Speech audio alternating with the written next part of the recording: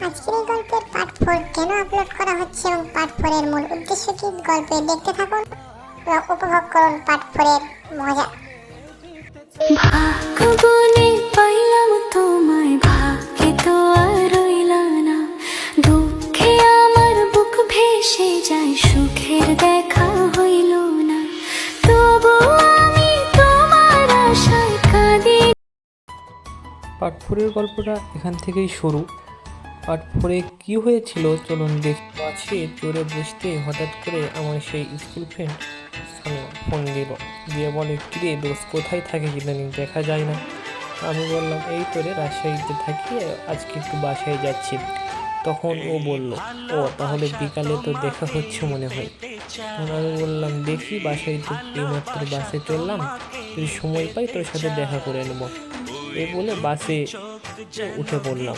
তারপর বাসে এসে দরজার নক করতে ছোট ভাই দরজাটা খুলে দিল, দিয়ে বলল ভাইয়া এটা কি? আমি বললাম এটা আমার ফ্রেন্ড। এরপর গল্পটা আস্তে আস্তে আরও ইন্টারেস্টিং হতে যাচ্ছিল। ফ্রেন্ড বলার পর হঠাৎ আম্মু দৌড়ে এসে বলল কী ব্যাপার, এই মেয়েটা কে রে? আমি তখন বললাম আম্মু এটা হচ্ছে আমার ফ্রেন্ড। তখন আম্মু বলল ও ঠিক আছে, অনেক দূর থেকে হয়তো আসছে, ক্লান্ত, বসতে দে ওকে। তখন আমি বসতে দে বললাম চলো ভিতরে যাই। আসার পরে ফ্রেশ হয়ে ও ডাইনিংয়ে বসলো। তো ওই সময় আম্মু নাস্তা নিয়ে আসলো। ও নাস্তা করতে করতে বলল আন্টিকে যেমনটা ভেবেছিলাম আন্টি আসলে তেমন না। আমি বললাম আমার আম্মু এরকমই, আমার ছোট্ট ছোট্ট ভুলগুলো অনেক সহজ মনে করে। তখন বলল ঠিক আছে তাহলে তো মজা, আন্টি মজাদার। আমি তখন বললাম হয়তো ভাবতে পারো। তারপর তিশা বলল তাহলে গ্রামটা ঘুরে দেখাবা না? আমি বললাম আরে এখন তো সন্ধ্যে 6টা বাজে, এই সময় তো কোথাও যাওয়া যাবে না, আর আধা ঘন্টা আছে, একটু রেস্ট করি, কালকে না হয়ে যাব বলে। তারপর গ্রাম ঘুরতে গিয়ে কী হয়েছিল জানতে পারবেন এই গল্পেই। চলুন এরপরে আমরা গ্রাম ঘুরে দেখব এবং পরে কি হয়েছিল এটা জানবো। আর আজকে রাতের পরে আমরা গ্রামটা ঘুরে দেখব। তারপর আমি নাস্তা করে এসে বসে রুমে ফোন চাপছিলাম, এমন সময় তিশা আমার রুমে এসে বলল কি মিস্টার কী করেন, বাসায় আসছেন, অনেক টায়ার্ড লাগতেছে মনে হয়।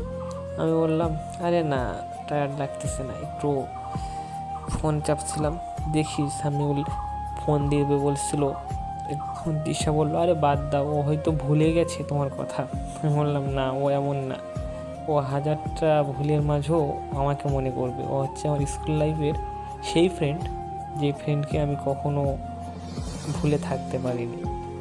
প্রতিটা সেকেন্ড প্রতিটা মিনিট আমার কথা মনে করতো। তারপর ও বললো, সে তখন বললো ও তাই, তাহলে তো অনেক ইন্টারেস্টিং বন্ধুত্ব তোমাদের। বললাম হয়তো। তারপর আমি হঠাৎ ফোনটা সামিউলকে দিতেই যাবো, এমন সময় হঠাৎ আদিত ফোন দিল, দিয়ে বলে কিরে বাসায় গেছিস না? আমি বললাম হ্যাঁ গিয়েছি, তবে তোকে আমি 10 মিনিট পর ফোন দিচ্ছি, আমি একজনের সাথে কথা বলবো। বললো আচ্ছা ঠিক আছে বল, তারপরে ফোন দিস, অনেক কথা আছে। এরপর আদিত্যের ফোনটা কেটে আমি সামিউলকে ফোন দিলাম। সামিউল বললো কিরে হঠাৎ ফোন দিলি?